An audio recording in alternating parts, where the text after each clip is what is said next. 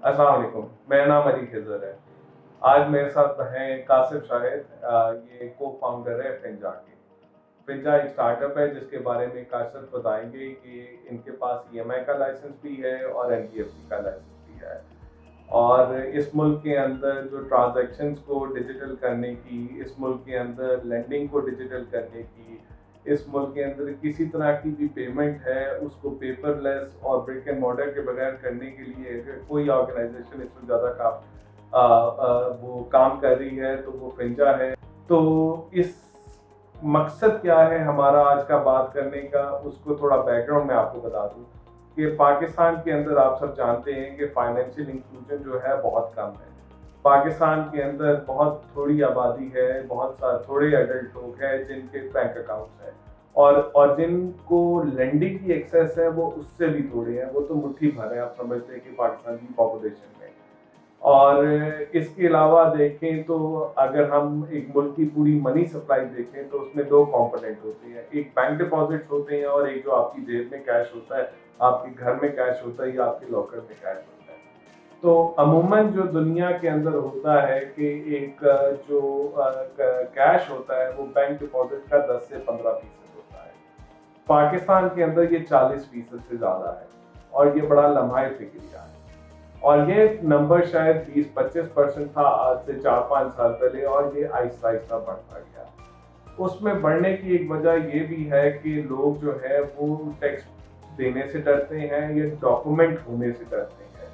उन्हें लगता है कि एफडीआर या दूसरी टैक्स अथॉरिटीज उन्हें हरास करती हैं, फिर उस पर टैक्सेशन लग गई है। फिर बैंक्स जो हैं वो बहुत सारे जो फायदे दे सकते हैं वो नहीं देते, बहुत सारी चीज़ों में फी बहुत ज़्यादा चार्ज करते हैं।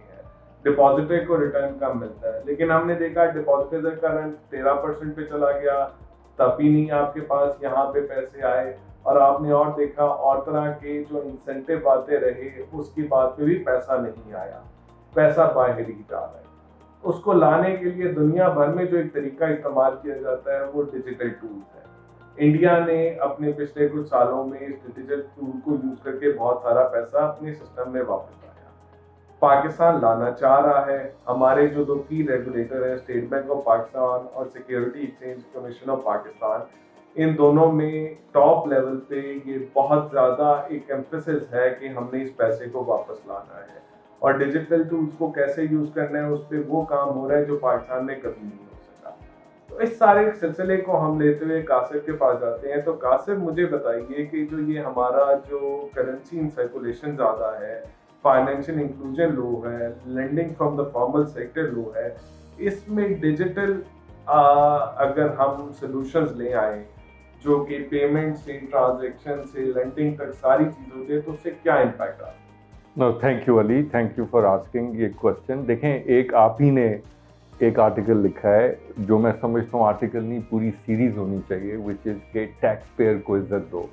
और उसके अंदर जो चीज़ हमें क्लियर हुई है वो ये है कि पाकिस्तान में जो 20 ट्रिलियन रुपीस की मनी सप्लाई है उसमें से 42% सप्लाई जो 6.1 और 2 ट्रिलियन है वो बाहर है बैंकिंग सिस्टम से। और ये 42% जो बाहर है ये ईयर ऑन ईयर ज़्यादा इंक्रीज हो रही है as opposed to the money supply in the banking system, which is completely opposite to where the world is going.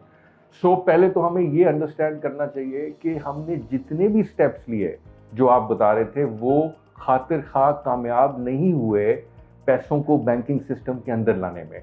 तो अब हमें पोस्ट पैंडेमिक एक बहुत बड़ी अपॉर्चुनिटी मिली है इस मुल्क को कि हम अपने आप को, इकोनॉमी को तेज़ी से डिजिटाइज करें। उसमें गवर्नमेंट के पास एक बहुत बड़ा टूल है जो कि पॉलिसी इंटरवेंशन है अराउंड प्राइसिंग। तो अब आप आईबीएफटी का एग्जांपल देखें जो इंटरबैंक फंड्स ट्रांसफ़र है। सो स्टेट बैंक ने कोविड के टाइम में इसको फ्री किया। जब इसको फ्री किया तो ये 5x से ग्रो किया और अब दोबारा से स्टेट बैंक डिसाइड कर रहा है कि इसको फ्री रखना है या प्राइस करना है। तो जब हम आईबीएफटी को प्राइस करते हैं, जो कि हमने ज़्यादातर प्राइस रखा है इसको, तो उससे ये होता है कि ना सिर्फ पैसे बैंकिंग सिस्टम के बाहर जो हैं वो अंदर नहीं आते, बिकॉज जब आप पैसे अंदर लेके आए और सब्सिक्वेंटली ट्रांजैक्ट करें उस पर खर्चा होता है। बट मोर इम्पॉर्टेंटली विच जो लोग रियलाइज नहीं कर रहे कि जो पैसे बैंकिंग सिस्टम के अंदर हैं बिकॉज ऑफ दिस सब ऑप्टिमल प्राइसिंग वो पैसे बहुत तेजी से बाहर निकल रहे हैं बैंकिंग सिस्टम से। जैसे ही आपकी सैलरी आती है, जैसे ही आपकी पेमेंट्स आती हैं, you rush to the ATM, you write checks and you take cash out of the banking system, and subsequently all the transactions you do are not documented, because of which there is no lending that's happening. तो IBFT सिर्फ IBFT को price करने से जो पैसे banking system के बाहर हैं, which is 42% of your economy, which is growing faster than the inside, वो तो बाहर ही रह रहे हैं। जो पैसे बैंकिंग सिस्टम के अंदर हैं वो बहुत एक्सपेंसिव तरीके से बाहर जा रहे हैं। तो मैं ये कहना चाहता हूँ आपको कि ये once in a lifetime opportunity Pakistan के पास आई है कि जो पाकिस्तान का सबसे बड़ा एसेट है वो पाकिस्तान के बैंक अकाउंट्स हैं। पाकिस्तान में 30 मिलियन लोगों के पास 30-40 मिलियन 50 मिलियन बैंक अकाउंट्स हैं। ये बैंक अकाउंट्स जो हैं इस वक्त उतनी ट्रांजैक्शंस नहीं कर रहे जितनी इनको करनी चाहिए, बिकॉज लोग इधर से पैसे बाहर निकाल देते हैं। अगर आप IBFTs को फ्री करेंगे तो बैंक अकाउंट्स के ऊपर ट्रांजैक्शंस होनी शुरू हो जाएंगी, और अगर बैंक अकाउंट्स के ऊपर ट्रांजैक्शंस शुरू होंगी तो कई अच्छी चीज़ें होंगी। नंबर 1, फ्लोट इंक्रीज करेगा, बिकॉज एज ओल्ड कनेक्शन है कि जब आप लोगों को अनकंडीशनल एक्सेस देते हैं उनके पैसों की और 24 आवर्स देते हैं और उसको फ्री करते हैं, तो वो फिर अपने बैंक अकाउंट्स में अपने सारे पैसे एग्रीगेट करते हैं। तो ये नंबर 1 है फ्लोट। नंबर 2, उन अकाउंट्स की जो सर्विसिंग कॉस्ट हैं वो नीचे चली जाएंगी, बिकॉज लोग सेल्फ सर्विस कर रहे हैं, अब आपके काउंटर्स पे नहीं आ रहे, एक्सपेंसिव ट्रांजेक्शन नहीं कर रहे। नंबर 3, जो आप डेटा जनरेट कर रहे हैं बैंक सब इन ट्रांजेक्शन से, उन डेटा को मोनेटाइज करके आप लेंडिंग कर सकते हैं।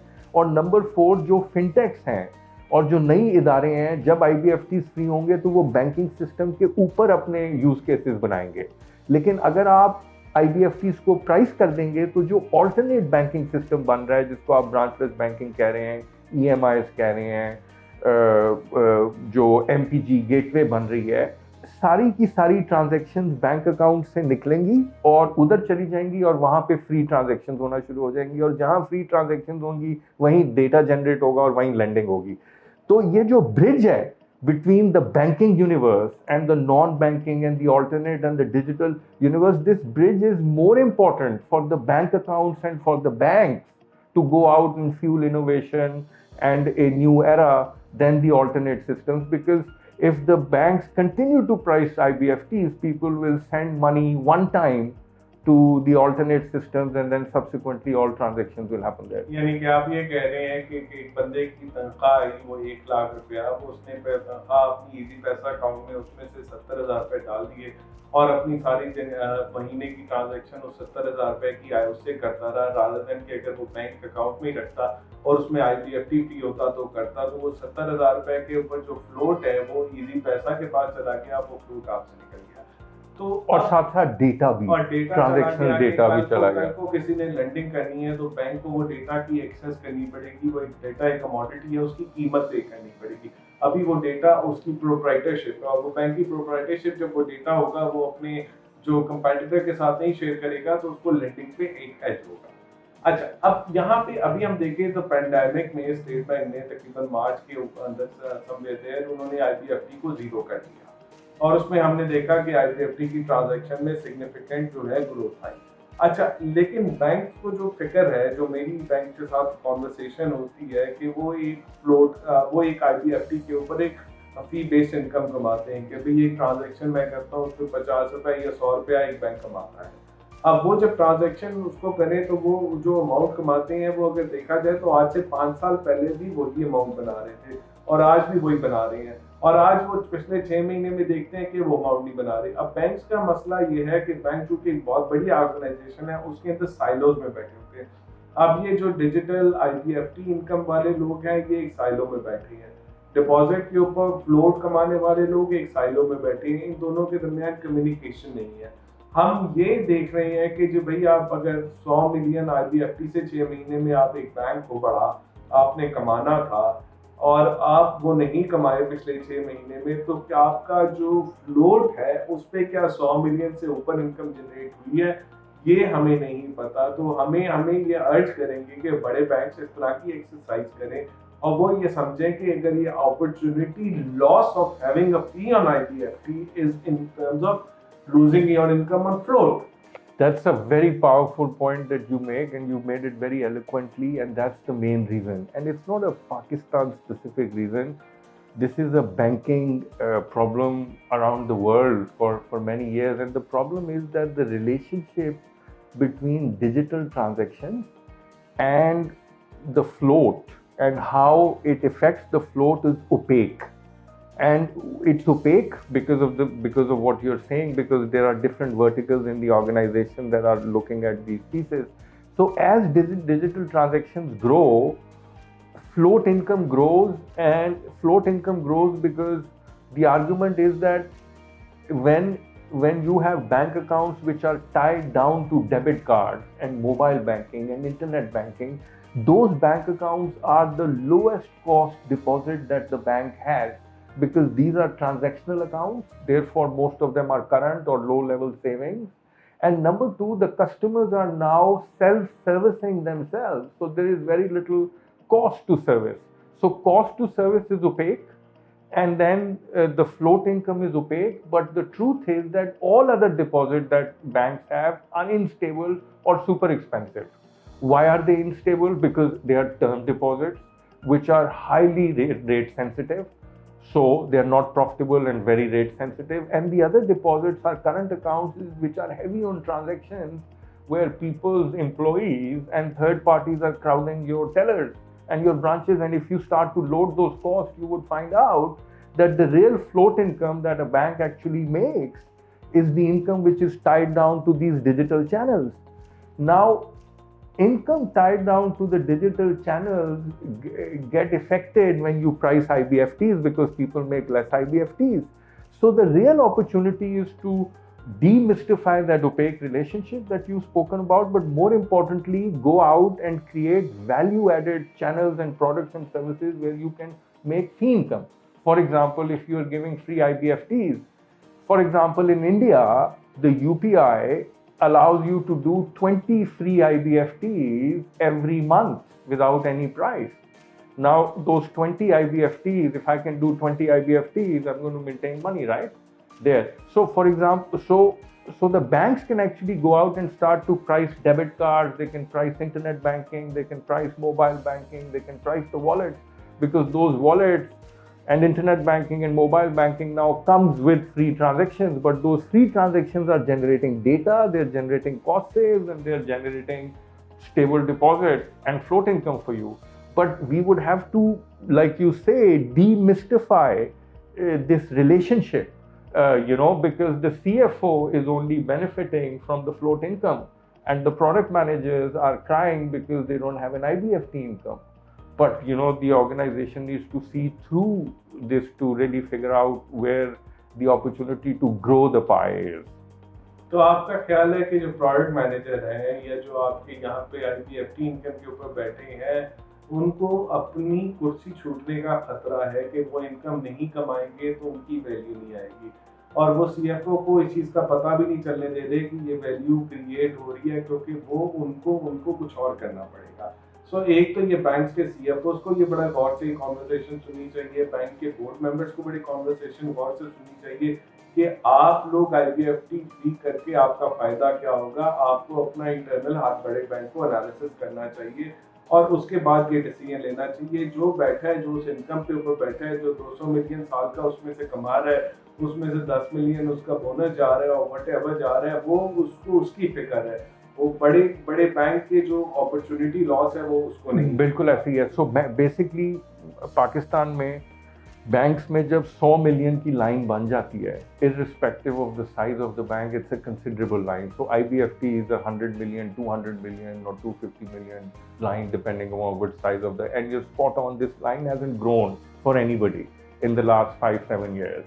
Now the thing is that because there is this line, there is a chowkidar sitting on top of that line, which is the product manager, and the CFO is supporting him, and the board is looking at that line, and everybody is guarding that line, without realizing that we are not able to grow this line, and this line is the biggest impediment in growing the banking pie to many sizes. Like 42% of the money is outside the banking system. So if we make IBFTs free, we make a very powerful case to bring that in.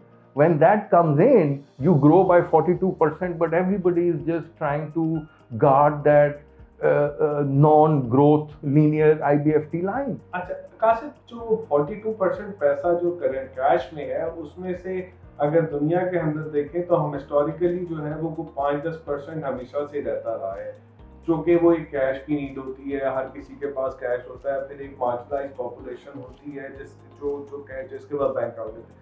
Pakistan चूंकि एक गरीब मुल्क में शुमार होता है, या वो जो भी आप इसको कह लें, यहाँ पे बहुत सारी आबादी के पास बैंक अकाउंट नहीं है, तो वहाँ पे कैश अमाउंट पहले ही 20% के करीब था, और इंडिया में भी तकरीबन इसके करीब था। लेकिन पिछले 4-5 साल में ये जो ग्रो किया है, जैसे जैसे हम डिजिटल एज में जा रहे हैं, ये कैश ग्रो कर रहा है।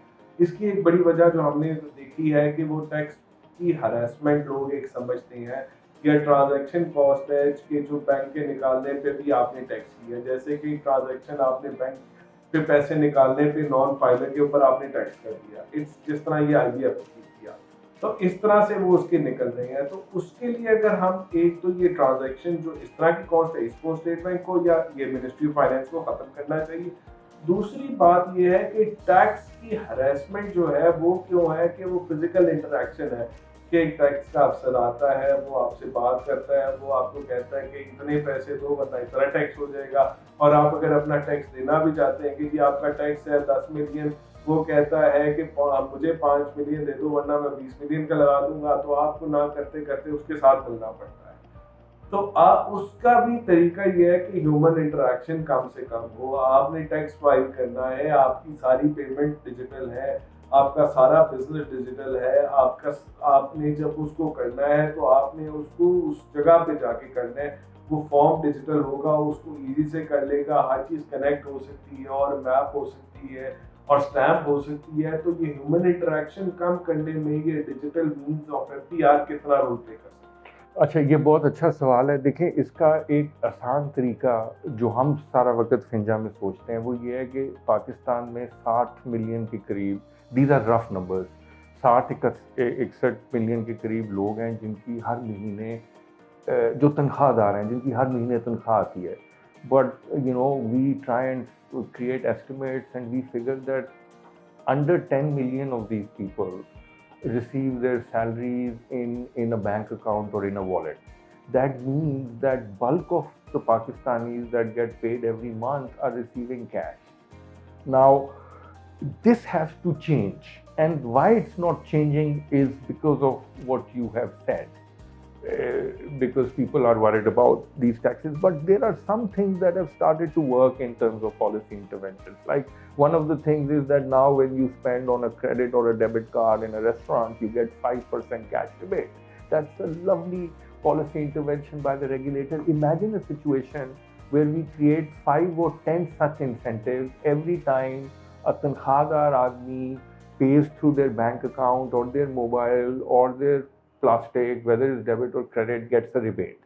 The minute we put that regime in, what we are saying is we are actually equipping the employee segment in this country to scream and yell and say that no matter what happens, I want my salary in a bank account or in a mobile wallet, because when I go out and do subsequent transactions, I get all of these rebates like the one in the restaurant, but more importantly, I get digital loans, and I get mortgages and auto and all of that stuff, right? So the point is that the fact that we continue as a people live outside of the banking system is really hurting us, because today, if you see how many SMEs there are in Pakistan, and the number is much more, but the stated number is about 3.2, 3.4 million, 90% of these entities would come out and classify as micro enterprises. You know why? Because everybody is understating to a colossal level how many people they employ. So if you are an SME employing 100 people, you're going to report 10 people to EOIB. So when we go out and do analysis, you come out as a 10 people company. So if I go out and want to take a loan against my house, the value of the house that the bank is going to create is going to be much lower than the real value. So our documented economy is so small because we play in cash, but whatever is in the economy is getting out very quickly because of suboptimal pricing. but whatever is in it is colossally understated because of these tax issues, and that is why there is so little digital credit. कासे बड़ी अच्छी आपने बात की, आपने एक नज की बात की जो पंजाब गवर्नमेंट ने किया कि रेस्टोरेंट या ब्यूटी पार्लर के अंदर आकर आप कार्ड से ट्रांजैक्शन करते हैं तो उस पर आपका जीएसटी 5% लगेगा, बनस्बत कि आप कैश पे करते हैं तो 16% लगेगा। एक 11% का आपने एडवांटेज दे दिया। अच्छा, ये 11% का एडवांटेज देने की तरफ से कस्टमर की तरफ से एक खुश आई है रिटेलर के भाई तुम ये कार्ड रखो। और अगर हम अब ये बात करें तो जो पॉस मशीन है उसकी डिमांड इन एरियाज में से बढ़ गई है, ये हमारे चैनल चेक कंफर्म करते हैं। अच्छा, अब आप एसएमईज की बात करते हैं कि 3.2 बिलियन एसएमईज है। मैंने कुछ अपने नंबर रन किए थे बेस्ड ऑन के इलेक्ट्रिसिटी कनेक्शन कितने हैं कमर्शियल और जो आपके इंडस्ट्रियल, तो वो 5 मिलियन से ऊपर बनती है और इसमें से 90% प्लस या 95% प्लस जो है वो 10 से एम्प्लॉइज का मौके वो माइक्रो में रह रही होती है।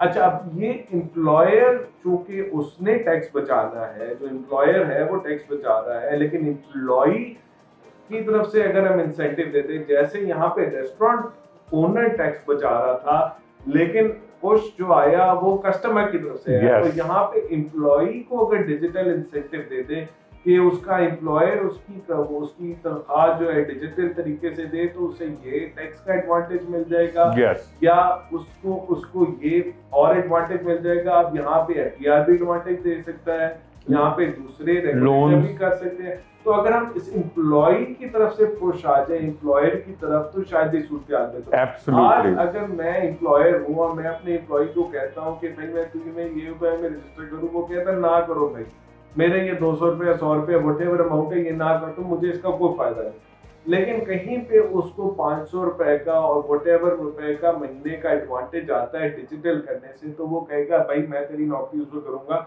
जब मुझे तू डिजिटल करेगा या मुझे इतने पैसे एक्स्ट्रा देगा। तो इस तरह का पॉलिसी इंसेंटिव एफडीआर को सोचना चाहिए जो नेशनल लेवल पे हो, जहाँ पे आपकी एसएमई अपने एम्प्लॉइज को बेहतर कर सके। एब्सोल्युटली। और दूसरा उन एम्प्लॉइज को, जैसे कि आपके फिंजा के प्लेटफॉर्म पे होता है कि जब आपके प्लेटफॉर्म के ऊपर जब आपके वहां से उनकी तनख्वाहें निकलती हैं, वो खर्चे करते हैं, आपको उनकी कैश फ्लो का पता चलता है, तो आप उनको मोटरसाइकिल लेने के लिए, फ्रिज लेने के लिए, बच्चे की फीस देने के लिए, XYZ के लिए आप उसको लेंड कर देते हैं और आप कोलैटरल फ्री लेंड कर देते हैं क्योंकि आपको उसके कैश फ्लो का पता है और आपको पता है वो नौकरी पे लगा हुआ है, इतने टाइम से लगा है, इतनी तनख्वाह वो ले रहा है और वो तनख्वाह आपके थ्रू रूट के होके आ रही है, तो कहीं पे डिफॉल्ट करेगा तो आप उस पर कट भी लगा सकते हैं। बिल्कुल, एब्सोल्युटली। देखें जैसे ही कोई, आप एक रेस्टोरेंट का एग्जांपल लेते हैं, जैसे ही रेस्टोरेंट डिजिटल सेल्स करनी शुरू करता है बिकॉज पॉलिसी इंटरवेंशन से कस्टमर्स डिमांड कर रहे हैं क्योंकि उनको रिबेट मिल रहा है, तो रेस्टोरेंट को डिजिटल सेल्स करनी पड़ गई। जैसे ही रेस्टोरेंट ने डिजिटल सेल्स की, मेरे जैसी कंपनीज को, बैंक्स को नज़र आ गया कि वो सेल क्या कर रहा है। ऑलरेडी वो जो रॉ मटेरियल खरीद रहा है पाकिस्तान में वो डिजिटल है, बिकॉज जो अपने सप्लायर से चीज़ें खरीद रहा है उसकी रसीदें भी हैं और उसकी पेमेंट्स भी हैं, लेकिन जो वो बेच रहा है वो सारा कैश में था, तो अब उसका part of his sales have become digital, so we can come in and do supply chain lending. See, that's the thing, when Pakistanis try and be over smart, they're actually going out and really restricting their markets. The restaurants think they're very smart in doing all their sales in cash.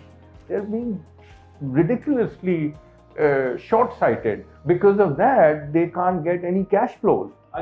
So any industry that you go in, the employer thinks that he's very clever because he's saving money on EOIB and not paying taxes. He's really being short-sighted because the minute he starts to pay his employees' salaries digitally, the employees now have a real footprint and entities can come in and lend to those employees, from autos to mortgages to the money they've already made. Like, I mean, if you work for 1 month, for 4 weeks and you need money, that's money you've already made. Now nobody can give you that money because you get money in cash. So the minute your people have the money that they need, their productivity goes up, their attrition levels goes down, they become more stable, they work well with each other. The employer doesn't see that. He's trying to save 2 cents by shortchanging the whole system and by paying his employees cash and thinking, you know, he can win the race. You can't, because your people have no cushion now, right? And they're always worried about, you know, when they run out of cash, what happens? कि अगर आप चूंकि document नहीं होते हैं as N SME और आप document नहीं होते हैं तो बैंक लोन की आपको एक्सेस नहीं मिलती है, और जो आपको अगर लोन लेना पड़ता है तो मार्केट से लेना पड़ता है। मार्केट में लोन यूजुअली एक्सपेंसिव होता है कि बैंक से जो लेते हैं, तो आप वो प्रीमियम पे करने को तैयार है लेकिन डॉक्यूमेंट होने को तैयार नहीं। लेकिन एज एन एसएमई आपको क्या अंदाजा है कि वो प्रीमियम कितना है, और क्या आपको अंदाजा है कि आप अगर डॉक्यूमेंट हो जाते हैं और डॉक्यूमेंट होने की आप XYZ कॉस्ट पे करते हैं टैक्स रिफॉर्म में, वो लेंडिंग और जो अदर बुके और फैसिलिटी आपको मिलती है उसका एडवांटेज कितना है। लोगों को ये रियलाइजेशन नहीं है, तो उसके लिए भी थोड़ा सा नज चाहिए। जैसे अगेन रेस्टोरेंट में अगर रेस्टोरेंट में आज अब जैसे कि इस वक्त आप वो बात करें कि इंटरनेशनल चेन्स जो है वो इस वक्त और में ये 16% पे GST कर रहे हैं क्योंकि इनपुट आउटपुट एडजस्टमेंट का प्रॉब्लम है उनका। अब मेरा एक दोस्त एक इंटरनेशनल चेन लाना चाह रहा है, वो ये कहता है कि भाई मैं 5% को टैक्स देना चाहता हूँ ताकि मेरी कीमत नीचे आए। तो अब रेस्टोरेंट्स भी ये पुश पे जा रहे हैं कि भाई हम अगर टैक्स कम देंगे तो हमारी सेल बढ़ेगी, और हमारी सेल बढ़ेगी तो हमारा जो है कारोबार चलेगा। तो वो अगर अंडर इनवॉइसिंग करके हमें फायदा होता था 10 रुपए का, और अगर हमें सेल बढ़ा के हम अंडर इनवॉइसिंग नहीं करते हैं तो हमारा फायदा वो 15 रुपए का हो जाता है, तो हमें 5 रुपए का बेनिफिट है। इसी तरह ये एसएमई को शायद ये रियलाइजेशन नहीं है कि फॉर्मल सेक्टर आने में जो उसको बेनिफिट होगा वो पाए रहने का कैसे नहीं है। जैसे जब एक कॉर्पोरेट थोड़ा बड़ा होता है, जब वो लिस्ट करता है तो लिस्ट करने की रेगुलेटरी कंप्लायंस रिक्वायरमेंट ज्यादा होती है, बट लिस्टिंग करने की जो क्रॉस उसकी सेलिंग होती है, जो उसके एडवांटेजेस होते हैं, वो जब तक लिस्ट नहीं करता उसको अंडरस्टैंड नहीं कर पाता। तो इस तरह से ये हमें नजेस देने पड़ेंगे। तो रेगुलेटर स्टेट बैंक को, SECP को, FTR को, PRA को, SRB को, KPA को और बलूचिस्तान टैक्स रेवेन्यू अथॉरिटी को, और जो लोग यहाँ पे इस बात को सुन रहे हैं, ये खास तौर पे मैसेज आप लोगों के लिए कि आप लोगों ने नज करना है। Absolutely. आपने जो पंजाब गवर्नमेंट में उनके पंजाब के फाइनेंस सेक्रेटरी अब्दुल्ला साहब और उनके जो फाइनेंस मिनिस्टर मखदूम हाशिम साहब ने जो स्टेप लिया है, आप सब ने उस तरह के स्टेप लेने हैं छोटे छोटे, और यहाँ पे नच करना है किसी एक प्लेयर को। आपकी हर ट्रांजैक्शन में 2 प्लेयर होते हैं, एक को नच करेंगे तो दूसरा अपना एडवांटेज देखेगा।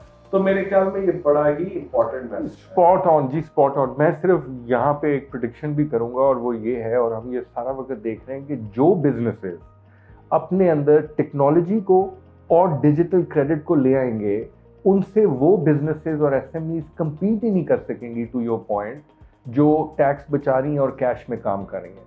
बिकॉज जब आप a combination of technology which is documenting your payments and then throwing digital credit on top, so जब आप पेमेंट्स को डिजिटाइज करते हैं, आपके सिस्टम में एफिशिएंसी आ जाती है, आप just in time money management करनी शुरू कर देते हैं, और ऊपर से आपको डिजिटल क्रेडिट आ जाता है। तो जब आप इन दोनों चीज़ों को एग्रीगेट करते हैं, तो जो SME या MSME या कॉर्पोरेट ये डिसाइड कर ले कि उसने ना डिजिटल फाइनेंशियल सर्विसेज और टेक्नोलॉजी और डिजिटल क्रेडिट को यूज़ नहीं करना और बाहर रहना है, वो कभी उस इदारे के साथ या उस छोटे बिजनेस के साथ या उस SME के साथ compete नहीं कर सकती जो बाहर रहेगी।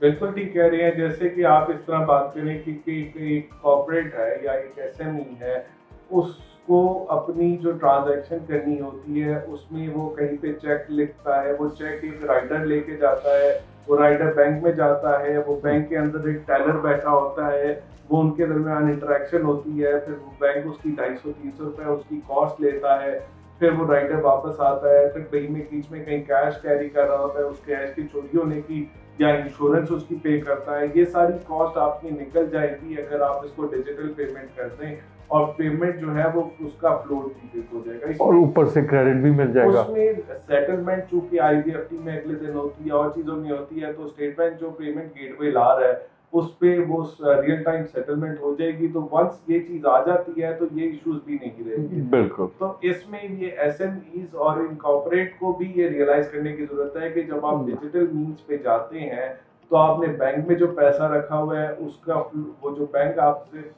वो भी आपका कम हो जाएगा, उससे बैंक फ्लोट कम आता है। yes. और दूसरी बात ये है कि आपके राइडर की कॉस्ट फिर राइडर के वो पेट्रोल लगता है, उससे एनवायरनमेंट की कॉस्ट, आगे लाहौर में स्मॉग कम है, और इस तरह की सारी कॉस्ट पे पेपर जो है वो दरख्त कटता है, वो इंपोर्ट होता है, इन सब की कॉस्ट भी कम होती है। और कैश इन ट्रांजिट की हाँ। बहुत बड़ी कॉस्ट है, पिलफरेज की कॉस्ट हाँ, है। पिलफरेज की कॉस्ट है, वो खत्म हो हाँ। जाएगी, और डिजिटल होगा, उसको मैप करके आपको कोई भी लोन दे सकता है, कोई भी तरह की। उस डेटा इज द किंग, उस डेटा के आपको यूज करके आप उस डेटा का कितना फायदा होगा ये आप रियलाइज नहीं करेंगे। एग्जैक्टली। और ये जो हमने कंक्लूड किया है अभी बिजनेसेस के लिए, एसएमईज के लिए, कॉर्पोरेट्स के लिए, इदारों के लिए, यही एग्जैक्टली ट्रू है एक इंडिविजुअल के लिए।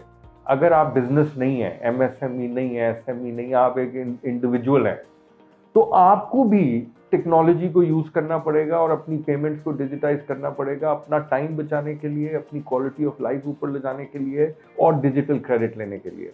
सो जो इंडिविजुअल, जो बिजनेस, जो इदारा सिस्टम से बाहर रह के ऑपरेट करना की कोशिश करेगा, वो compete नहीं कर सकेगा। And you're spot on that we need to educate, and nudge is the word that we've been used here, to all of these individuals and the companies and the businesses। Individuals के लिए एक छोटा सा message है कि आप देखें कि कैश की कोई कॉस्ट होती है। अभी कराची में 3 हफ्ते पहले बारिश हुई थी, तो वहाँ पे कुछ 3 महीने पहले कुछ बारिश हुई थी, तो वहाँ पे कुछ बैंक्स जो थे उन बेसमेंट में उनके लॉकर्स थे, वो लॉकर वॉश आउट हो गए। अब उनकी इंश्योरेंस एक लिमिट की होती है, उसमें क्या कैश पड़ा था, क्या डॉलर्स निकल रहे थे लोगों, वो आपके लोगों में चले गए। अभी कुछ हफ्ते पहले यहाँ पे लाहौर में हमारे करीब यहाँ पे हफीज सेंटर के अंदर आग लगी थी, उसमें कितना लोगों का कैश जो था वो जल गया। वो कैश कहाँ गया है, वो किधर गया? उसके अलावा आपके जेब में से कोई कैश कभी भी निकाल सकता है। गन पॉइंट पे कराची में रहते हैं तो बहुत कॉमन है ये बात। तो और बहुत कुछ हो सकता है। इन सब चीजों को खत्म किया जा सकता है कि आप डिजिटल हो जाए, आप इस कैश से निकल जाए। तो ये इसके बहुत सारे फायदे हैं as an individual and as an organisation, जो हमें रियलाइज नहीं हो रही हैं। जैसे इंटरनेट जब आया था, तो इंटरनेट के इस्तेमाल के जो फायदे हैं, आज हम जैसे घर बैठ के कोविड के अंदर हम काम कर रहे हैं, ये मीटिंग्स जो नहीं होती, इसके फायदे हमें शायद पहले नहीं पता थे। कुछ लोग ये इस मॉडल पे काम कर रहे थे, लेकिन बहुत सारे मॉडल पे नहीं काम करते। अब कोविड खत्म होगा तो बहुत सारे लोग इसी मॉडल पे रहेंगे। इसी तरह डिजिटल की जब हम नज देंगे तो जो कन्वर्ट होंगे वो वापस नहीं आएंगे। तो ये मैसेज है सबके लिए कि इसमें नज करना बहुत जरूरी है, छोटे छोटे इंसेंटिव देने बहुत जरूरी है, ताकि ये ट्रांजैक्शन डिजिटल हो। और बैंक्स की IBFT या इन वॉलेट्स की जो इंटरऑपरेबिलिटी की कॉस्ट है वो जीरो होनी चाहिए। कहीं पे अगर किसी की कॉस्ट अगर बनती है उस पे कि उसने वहां पे डीलर को बिठाना है, जैसे कि वो वॉलेट में होते हैं, तो वो रखें, वरना इसको एब्सोल्यूट जीरो करें। तो ये एक मैसेज है कासिम, एब्सोल्युटली ये हमारा बड़ा जरूरी है। Absolutely ji. And in conclusion we should we should look around and see what other countries are doing, and post pandemic most countries have made these services free, and because of which their digitization agenda has taken a growth trajectory, and in Pakistan we need the same. We need the same. Yes. Thank you. Thank you, Ali.